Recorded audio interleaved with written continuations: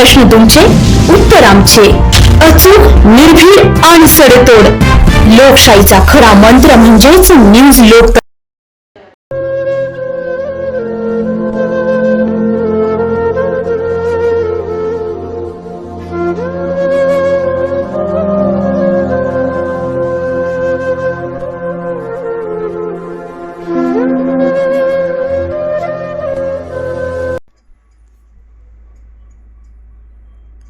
नाशिकच्या येवले तालुक्यात मान्सूनपूर्व पावसाने वादळी वाऱ्यासह थैमान घातल्याने आडगाव, चोथवा व देवळाणे परिसरात मोठ्या प्रमाणावर नुकसान झाल्याचे पाहायला मिळाले.